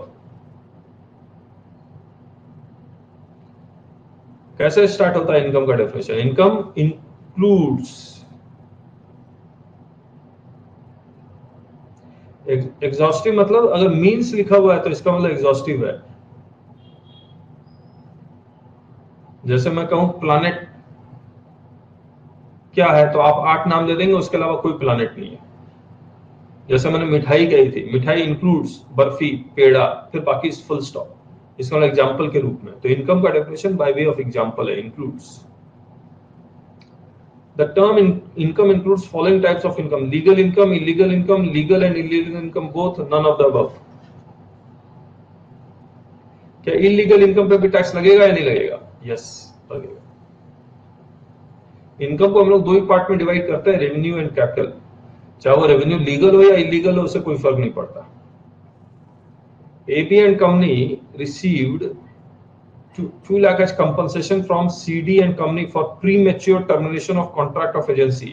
Amount so received is capital receipt and taxable, capital receipt and not taxable, revenue receipt taxable, revenue receipt and not taxable. सबसे पहले बताइए receipt क्या है? ये capital receipt है या नहीं है? कैपिटल रिसीट है या रेवेन्यू रिसीट है?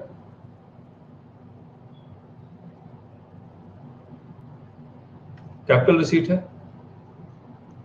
अब ये कैपिटल रिसीट टैक्सेबल होगा या नहीं होगा? बोला इनकम का डेफिनेशन में ये लिखा हुआ है तो इनकम हो जाएगा, इनकम हो गया तो टैक्सेबल हो जाएगा, उसके है या नहीं है? तो इनकम के डेफिनेशन में ये लिखा हुआ है, इसीलिए कैपिटल रिसीट एंड टैक्सेबल। अरे बी कैसे लिख रहे हैं? लिखा हुआ भाई, लिखा हुआ है।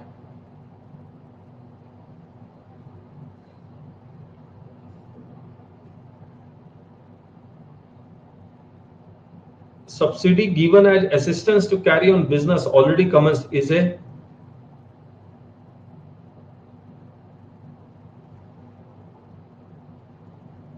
आपको बिजनेस चलाने के लिए गवर्नमेंट सब्सिडी देती है, बताइए कैपिटल रिसीट या रेवेन्यू रिसीट?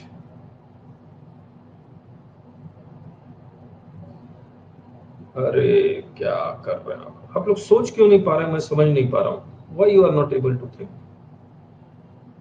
मैंने आपको एसेट खरीदने के लिए सब्सिडी दी है। एसेट तो एसेट सोर्स ऑफ इनकम है, सोर्स ऑफ इनकम को खरीदने के लिए अगर सब्सिडी दी है तो ये कैपिटल रिसीट है। लेकिन अगर मैंने बिजनेस को चलाने के लिए अगर आपको सब्सिडी दी है तो वो रेवेन्यू रिसीट है। यस और नो? और रेवेन्यू रिसीट है तो टैक्सेबल है, करेक्ट? जीएसटी का सवाल पूछ लें आपसे, सब्सिडी पे टैक्स लगेगा नहीं लगेगा? सब्सिडी पे जीएसटी लगेगा नहीं लगेगा?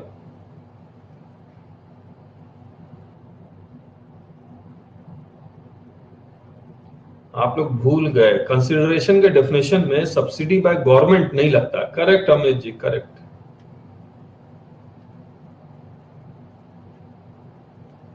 इनकम टैक्स, अब सब्सिडी बाय गवर्नमेंट अगर एक थोड़ा सा चार्ट बनाए,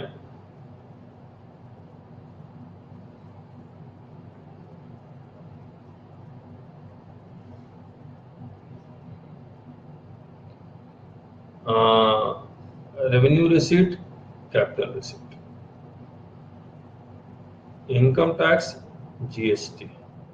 इनकम टैक्स लगेगा, जीएसटी नहीं लगेगा।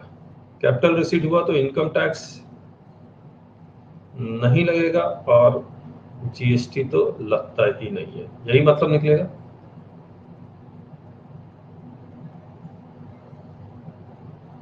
मैं आपको इनकम टैक्स में और थोड़ा सा एक चीज बता देता हूं, हम लोग आगे करेंगे डिप्रिसिएशन के चैप्टर में आपके साथ। वो क्या है मैं आपको बताता हूं। एक मिनट। जय, जय आपका असली नाम जय ही है या कुछ और है?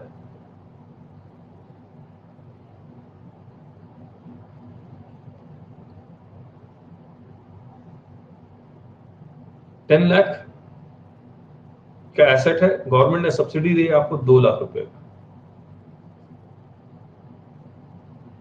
तो आपके लिए कॉस्ट ऑफ द एसेट क्या हो गया? 8 लाख। आपको डिप्रिसिएशन 8 लाख पे मिलेगा।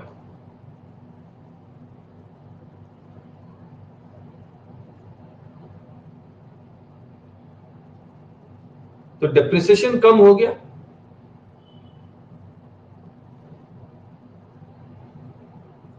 यस और नो?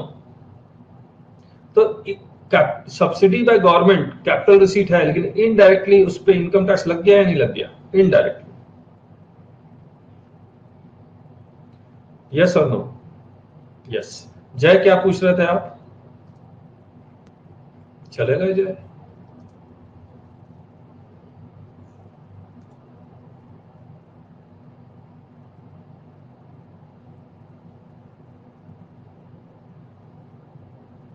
चलिए, compensation on account of loss of profit, ध्यान से पढ़िए। Compensation on account of loss of profit is,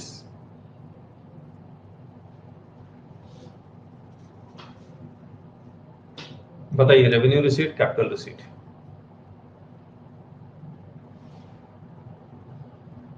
revenue receipt, बिल्कुल सही अमित जी।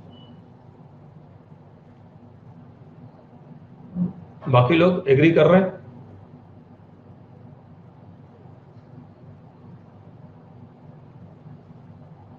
अगर मैं यही लिखता compensation on account of loss of asset, तो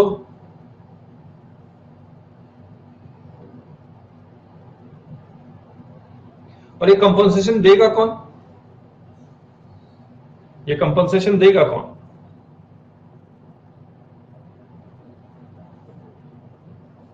इंश्योरेंस कंपनी देगी या होल्डिंग कंपनी सब्सिडी कंपनी का रिलेशनशिप है तो होल्डिंग कंपनी दे देगी, गवर्नमेंट दे देगी अगर गवर्नमेंट ने ऐसा कोई स्कीम चलाया है तो।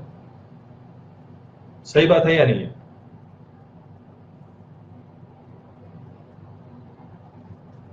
चलिए, finance bill becomes the finance act when it is passed by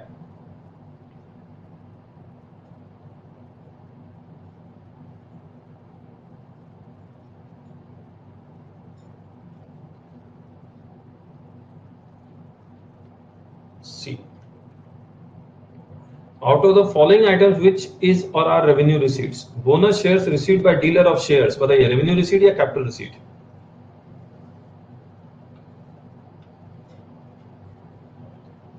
Revenue receipt कोई current assets है? Current assets है dealer of shares. Money received by tire manufacturing company for sale of technical know-how regarding manufacturing of tires. Capital receipt है. Interest from investments,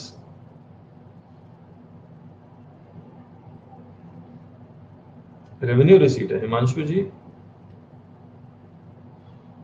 तो both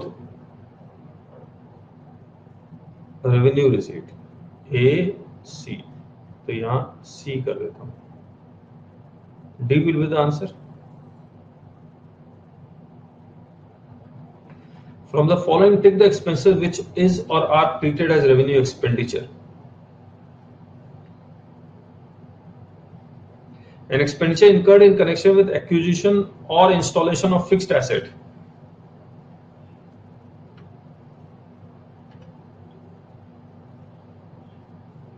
capital expenditure है।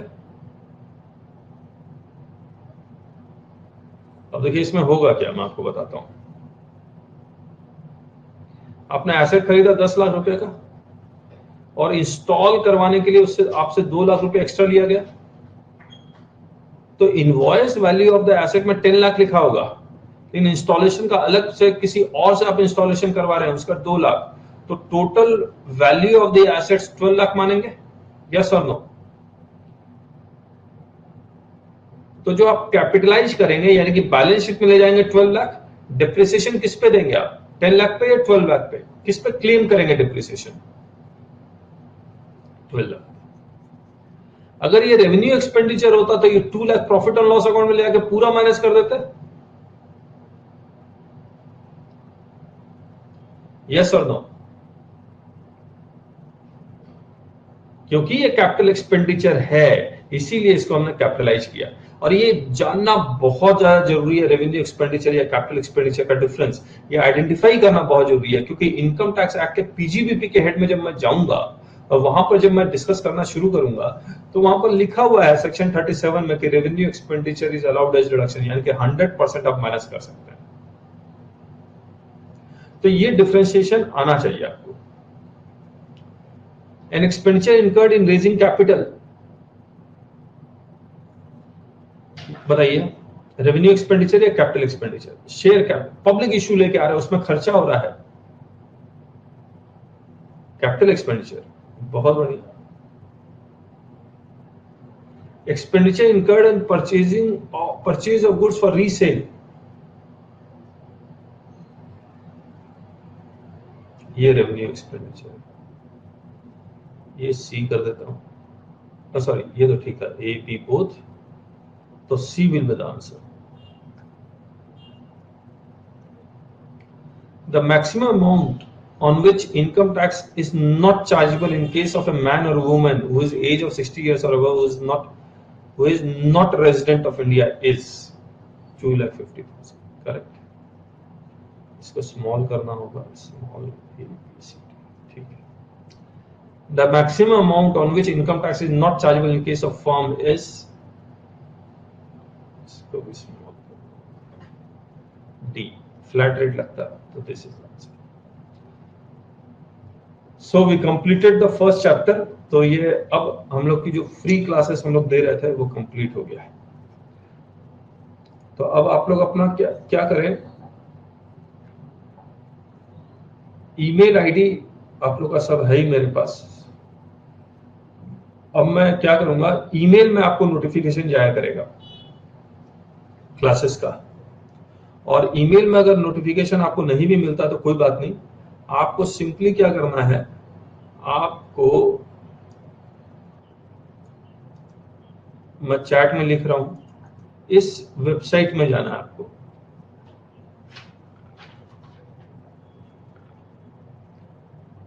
और आपको यहां पर भी क्लास का लिंक मिल जाएगा। सही बात।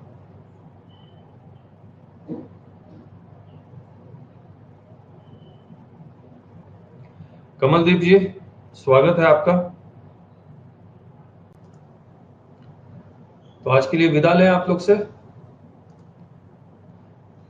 कशिश, कैसी रही क्लास आज की? मैं व्हाट्सएप करूंगा कमलदीप जी।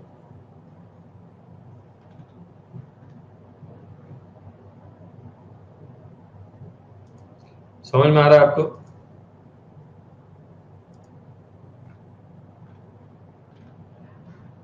चलिए, क्लासेस डिटेल में है, याद रखिएगा,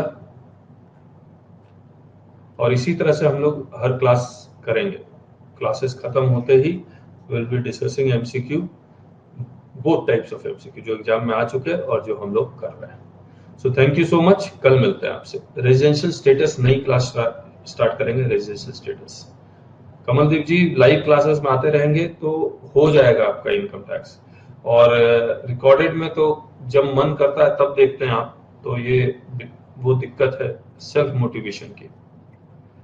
सो thank you so much, bye bye. और YouTube में जो भी हमने वीडियोस डाले हैं, प्लीज आप अपने फेसबुक में, व्हाट्सएप में, सब जगह शेयर कर दीजिए, बाकी लोगों को भी पता लग जाए। Thank you.